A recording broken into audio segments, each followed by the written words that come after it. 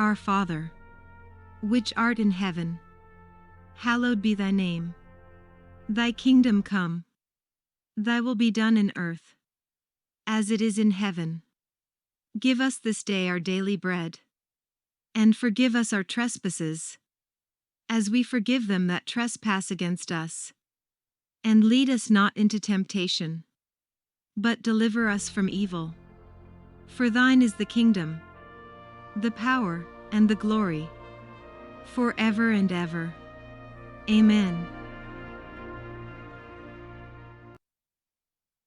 Genesis chapter 8.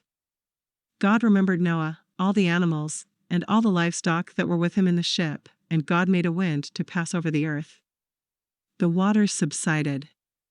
The deep's fountains and the sky's windows were also stopped, and the rain from the sky was restrained.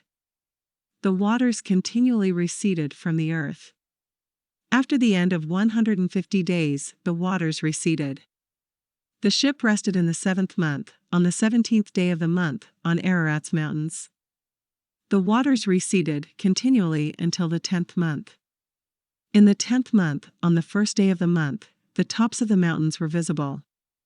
At the end of 40 days, Noah opened the window of the ship which he had made, and he sent out a raven. It went back and forth, until the waters were dried up from the earth.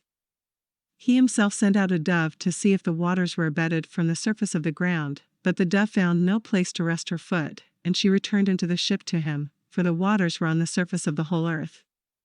He put out his hand, and took her, and brought her to him into the ship. He waited yet another 7 days, and again he sent the dove out of the ship.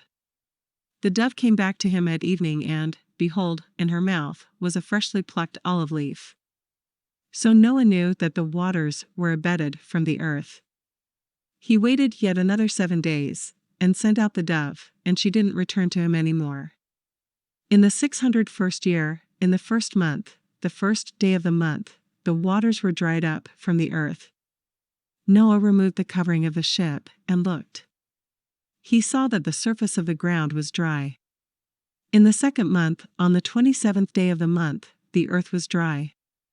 God spoke to Noah, saying, Go out of the ship, you, your wife, your sons, and your sons' wives with you.